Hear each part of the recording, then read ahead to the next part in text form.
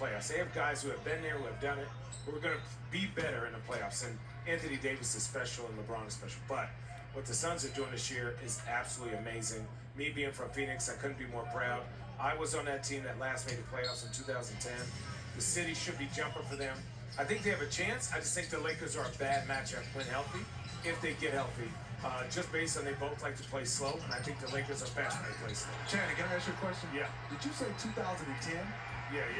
That's a long time ago. Yeah. But, you know, when you get rid of the big fella, sometimes you struggle afterwards. Took the Suns a little bit of time to reload the deck. It's Talen Horton-Tucker. That silky smooth stroke from the baseline. Smitty, do you agree with Channing's assessment that you know, as good as they've been, Phoenix is just a terrific story that, you know, maybe they're another year away from serious championship contention?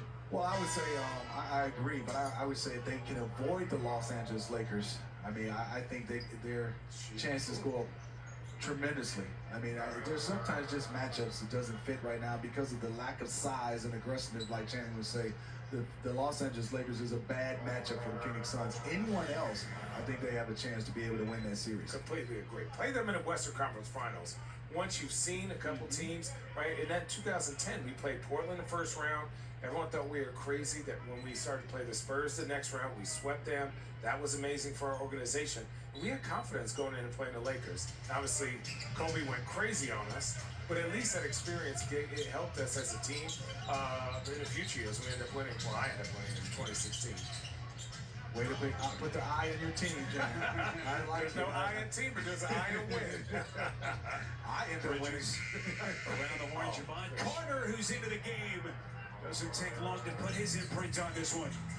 Open three, and then Caruso, a chance at a three-point play. That's not good. And I'm with you, Channing. I think the Lakers didn't finish that quarter off well. I mean, that's a big bucket right now. But if you see right now, momentum right now is to the Phoenix Suns. Oh, absolutely. And if this becomes a single-digit game, the pressure goes on the Lakers. Yeah, you can't give this opportunity to get a layup and one off a made basket, right? And the Lakers generally push off of defensive plays like steals or deflections, but if they're pushing like this, that must mean the scouting report is, hey, even on a score, push the pace. The Suns like to play slow down, you know, methodical back. Ooh, catch that. Hit him in the hands. Yeah, that's out. LeBron one looks at me crazy. Probably not pass the next 6 possessions. Yeah, DeAndre Ayton had that monster game the other night against the Knicks. Hasn't had nearly the same impact so far. In fact, guys, Ayton has not taken an official shot in this game, and this has been a bit of a recurring theme. That one against the Knicks the other night aside, the 6 games prior to that, he had averaged less than 7 shot attempts per game. And if this is going to be a serious contending Phoenix team, he has to be more assertive than that, don't you think, offensively? Well, I want to ask Channing. Right side, dropping a dime for Bridges. I love Bridges getting out and running. I want to ask Channing, how hard does it feel like a young guy, DeAndre Ayton? You look at him at the center spot, he does well, but when you play in a team like Drummond and Anthony Davis, and you're the only guy with size, that's the reason I think for him he got in that foul trouble early in the first quarter. For sure. I think he should have stayed down on that Andre Drummond foul, right? Just use your length. If he makes it. Him being in the game is more a defensive thing. I liken him to his impact almost as Andre Drummond. He's back, or not Andre Drummond, goodness. For me, he's playing cornerback.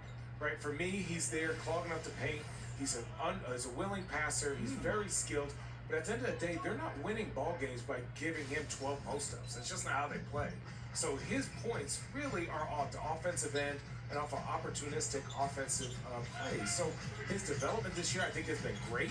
He's making more winning plays, but people have to know his stats aren't going to wow you every single night. He's going to do a lot of things like that contest right there, even though, you know, Anthony Davis shot it off one leg. You still think you would go in. Open three, McLemore. That play was kept alive by the offensive rebounding of Andre Drummond. Here's Dario Saric.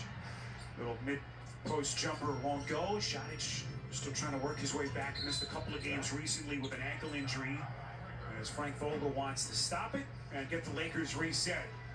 We thank Channing for hanging out with us for a couple of minutes. NBA TV Center Court continues. Lakers in front.